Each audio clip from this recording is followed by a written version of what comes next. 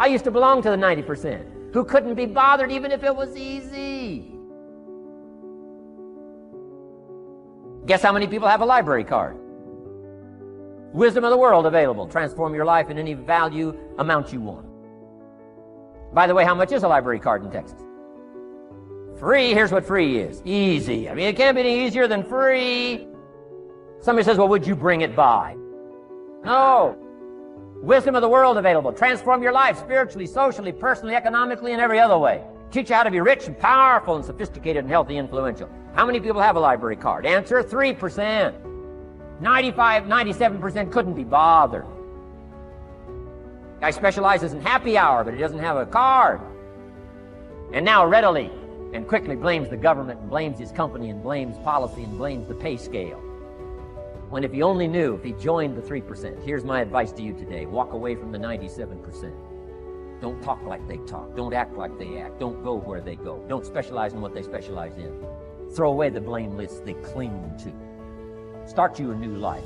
You say, well, is it as simple as getting a library card and join the 3%? And the answer is, of course. Of course. That's how easy this stuff is. This is so easy. It's so simple. It's not complex. You don't need a 2,000-year-old guru. You don't need multi-track affirmations. I'm telling you, don't. Affirmation without discipline is the beginning of delusion. Key. Don't let somebody sweep you into some contrary way to nature itself says, unless you labor. The miracle of the seed and the soil and the seasons and God and all the other stuff that's available, sunshine and rain, that's not available to you by affirmation. It is only available to you by labor.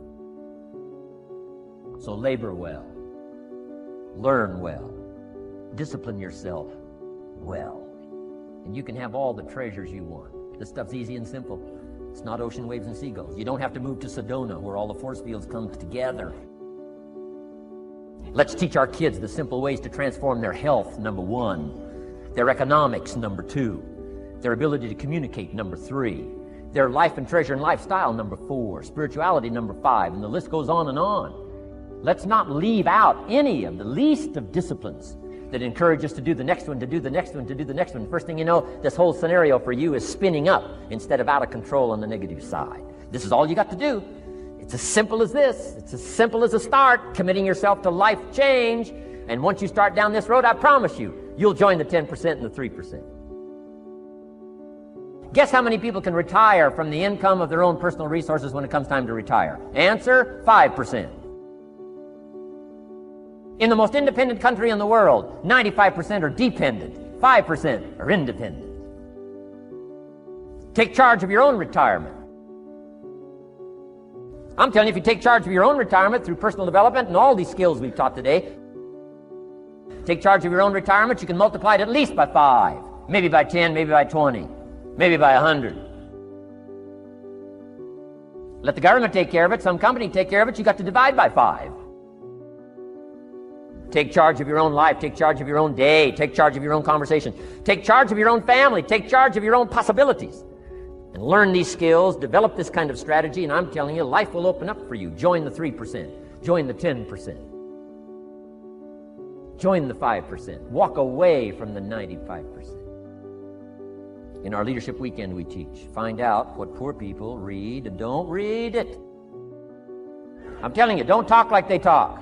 Lend a helping hand, but don't fall into their poor philosophical scenario.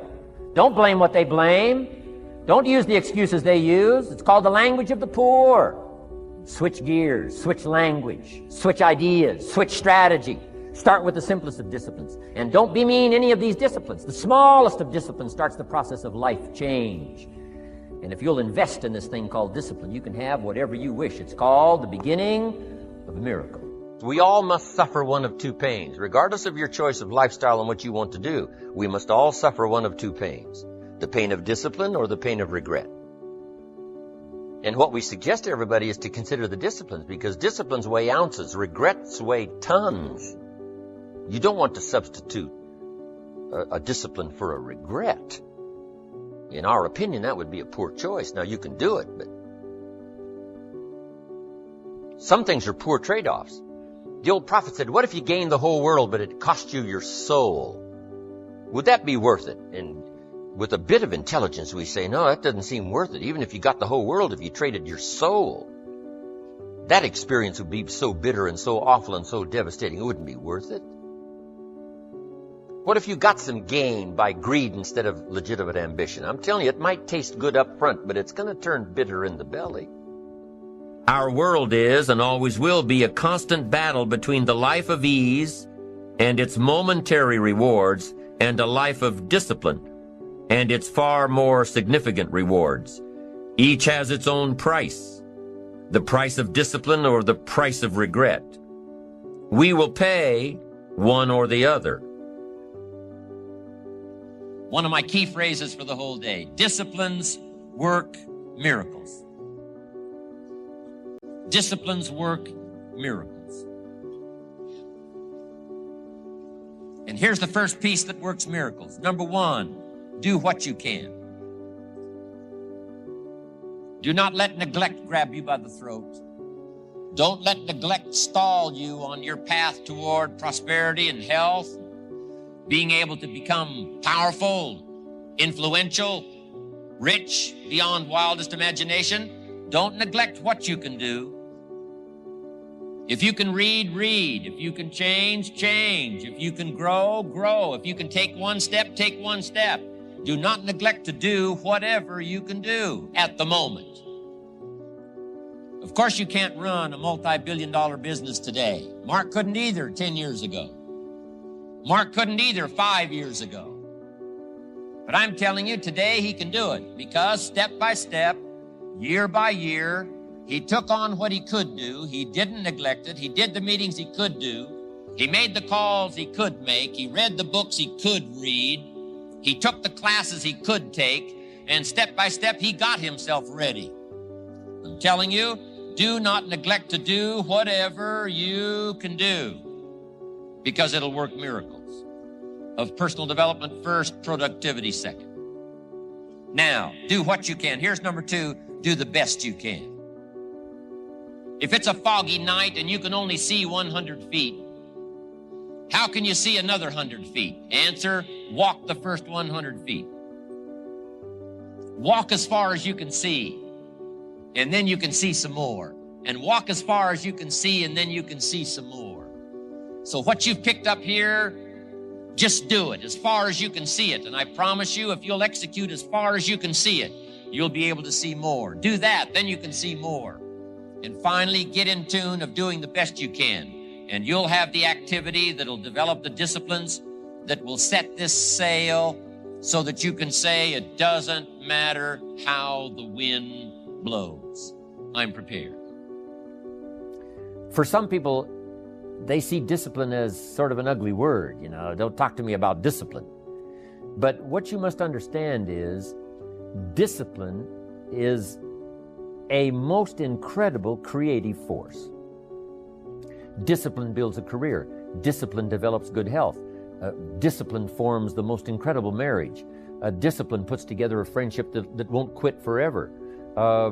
Discipline develops skills that can be magnified, and touch the world. Discipline opens up music. You can't have incredible music without discipline. In fact, we call them the disciplines. We call architecture and music, and we call playing an instrument. We call sculpturing. We call painting. We call writing, composing. We call those the disciplines. And the disciplines gives us the indication that, yes, it doesn't come except by discipline. But it also means that the discipline is the open door to the creative process to turn nothing into something and to turn imagination into reality. So here's what you must learn to do. Appreciate the disciplines and welcome the disciplines. Here's a good question to ask. What other discipline could I begin that would open up a whole new expression in my life of turning imagination into reality? Without discipline, there is no enterprise. Without discipline, there is no magnificent structure. Without discipline, there is no music. Without discipline, there is no health. Without discipline, there is no advantage. There is no future. So discipline is all when it comes to imagination having something real, believing in it, and turning it into reality. The key to development is to be all that you can possibly be. I don't know what your talents are. I don't know what your skills are, but here's what I probably am right on, that you're behind on an accelerated effort toward your full development. I would suggest that. Now, for some of you, I know that's probably really not true. But even as I look at my own life, because, I'm tempted to procrastinate just like everybody else. I should have written 30 books by now. I've only written 4 or 5. I should have done a lot of things, but I haven't. I got distracted, and all of us, have these challenges. But what could I become? What could I become? I had one of my dearest friends. I've lost him. He died at age 53. One day, and he drank a little too much. David drank a little too much, but he did all kinds of things. He was a builder, and he was a dreamer, and he did a lot of things. But his drinking sort of kept him in a fog for like years and years. About 6 years ago, he was sitting at the yacht club, and he was in a fog, and suddenly it occurred to him, I wonder what I could have accomplished all these years if I hadn't have been in this sort of foggy state. And he said that did it. And the last 6 years before he died, he was free. And he accomplished some incredible things that last 6 years. Being all that you can be, and not let habits drag you down. Not let things, sidetrack you from the full development of what you have the capable of being. What all could your heart encompass if you really had the chance and you really had the disciplines and really got to it? What could you really become? What could you earn? How healthy could you really be? How many books could you write? How many poems could you write? So here's what I would ask of you. If you feel that you're a little bit stalled, wherever you are in your progress, I'm asking you to correct that. I'm asking you to see if you can't possibly be on a more accelerated track toward your possibilities and your full development. Here's what life is all about: to become all that we can possibly be. The full development of all of your potential, that's number one. Number two is the wise use of all of your resources. That's what life is all about. Discipline. If there is a magic word that stands out above all the rest, this is the one: discipline. Discipline is the bridge between thought and accomplishment, the bridge between inspiration and value achievement, the bridge between necessity and productivity. Remember, all good things are upstream. The passing of time takes us adrifting, and drifting only brings us the negative, the disastrous, the disappointment, and the failure. Failure is not a cataclysmic event. It is not generally the result of one major incident, but rather a long list of accumulated little failings. Failing in life is failing to think today, failing to act today, failing to care, to strive, to climb, to learn, to keep trying day by day. If your goal requires that you write 10 letters today and you write only 3, you are down 7 letters. If you want to make 5 calls and you only make 1, you are down 4 on calls. If your plan calls for saving $10 today and you save none, you're down $10 today. Now the danger is looking at an undisciplined day and concluding that no great harm has been done. It doesn't seem like such a bad day, but add up these days to make a year, and then add up those years to make a lifetime, and perhaps you can now see how repeating today's small failures can easily turn your life into a major disaster. Success, on the other hand, is just the same process in reverse. If you plan to make 10 calls and you end the day making 15, now you're up 5 calls. If you then get up a few on letters, move up the savings numbers, you can see what a massive difference it could make in a year, and what wealth and accomplishment awaits for a lifetime. Discipline is like a set of magic keys that unlocks all the doors of wealth, happiness, sophistication, culture, high self-esteem, pride, joy, accomplishment, satisfaction, and success. The first key to discipline is awareness of the need for and the value of discipline, and especially the discipline to make the changes. What will it take? What must I do? And what must I become to get all I want from my life? The second key is the willingness.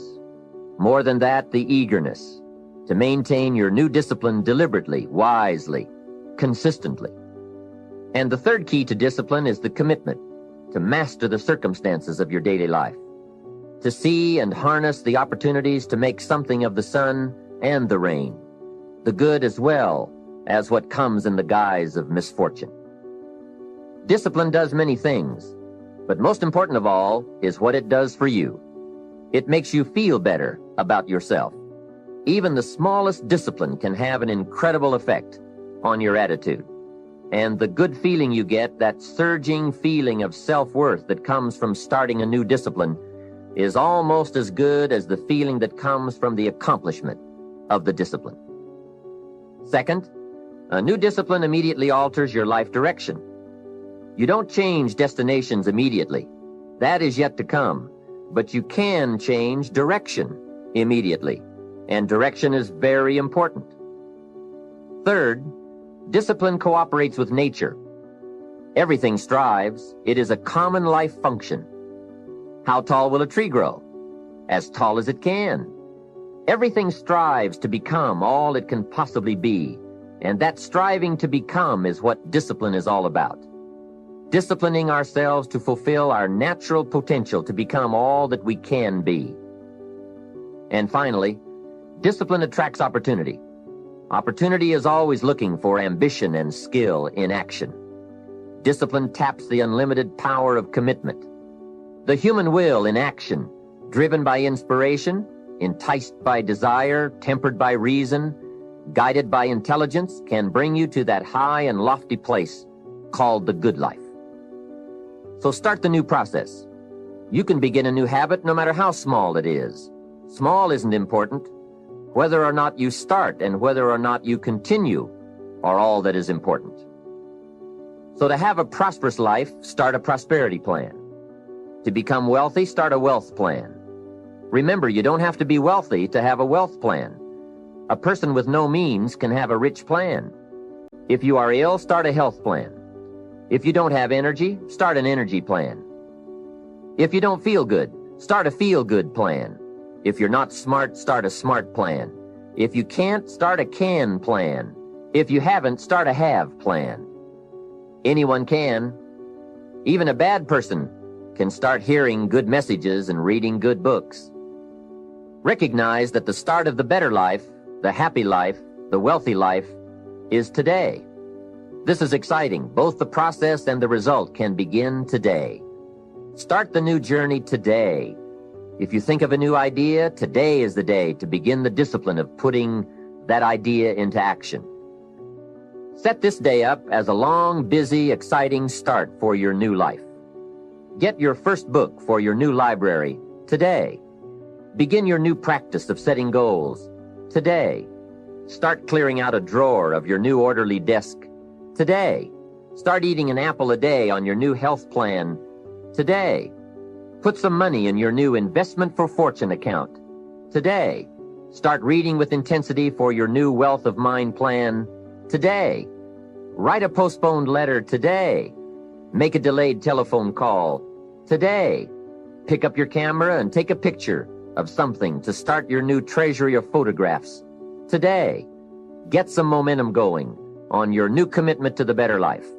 See how many activities you can pile on in this first day. Go all out. Break away from the negative downward pull of gravity. Start the thrusters going.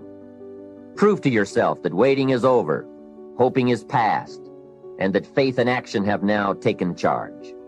It's a new day, a new beginning for your new life. With discipline, you can't believe the list of positive moves you can make in the first day of your new beginning. Here's the time to act. When the idea is hot and the emotion is strong. That's the time to act. You say, Mr. Rohn, I'd like to have a library like yours. See, if you feel strong about that, What you got to do is get the first book and then get the second book. Before the feeling passes and before the idea gets dim, action pronto, action immediate, action as soon as possible. Because if you don't, here's what happens. We call it the law of diminishing intent. We intend to when the idea strikes us. We intend to when the emotion is high. But now if you don't translate that into action fairly soon, now the intent starts to diminish. And a month from now, it's cold. A year from now, can't be found. So act. Set up a discipline when the emotions are high and the idea is strong and clear and powerful. That's the time to set up the discipline. Somebody talks about good health and you're stirred. Say, right, I need to get a book on nutrition. Get the book before the idea passes and before the emotion gets cold. Go for the book. Start the library. Start the process. Fall on the floor. Do some push-ups. Action. Got to take action. Otherwise, the wisdom is wasted. Otherwise, the emotion soon passes. Unless you put it into a disciplined activity. Capture it. Disciplines is called how to capture the emotion and how to capture the wisdom and translate it into equity. Disciplines. Now, here's what's important about disciplines. All disciplines affect each other. In fact, here's a good philosophical phrase. Everything affects everything else. Nothing stands alone. Don't be naive in saying, well, this doesn't matter. I'm telling you, everything matters. There are some things that matter more than others, but there isn't anything that doesn't matter. Okay. We all pity the man who says, well, this is the only place I let down. Not true. Key to take home. Every letdown affects the rest of your performance. Every letdown affects the rest. This is part of the educational process on personal development. If you don't take the walk around the block, you probably won't do the apple a day. If you don't do the apple a day, you probably won't start building your library. If you don't build your library, you probably won't keep a journal, and you won't take pictures, and then you won't do this, you won't do wise things with your money, won't do wise things with your time, won't do wise things with your possibilities and relationships, and the first thing you know, 6 years of that accumulated, and we say you have messed up. So the whole key to reversing that process now is to start picking up these disciplines. Now here's the positive side. Every new discipline affects the rest of your disciplines. Every new one affects the rest. That's why action is so important. The least action, the smallest action. Take it. Because when you start accomplishing and the value starts to return from that one action, it'll inspire you to do the next one and the next one and the next one. You start walking around the block, it'll inspire you to get an apple. Get an apple, it'll inspire you to get a book. Get a book, it'll inspire you to get a journal. Get a journal, it'll inspire you to grow, develop some skills. All disciplines affect each other. Every lack affects the rest. Every new affects the rest. The key is to diminish the lack and set up the new. And you've started a whole new life process.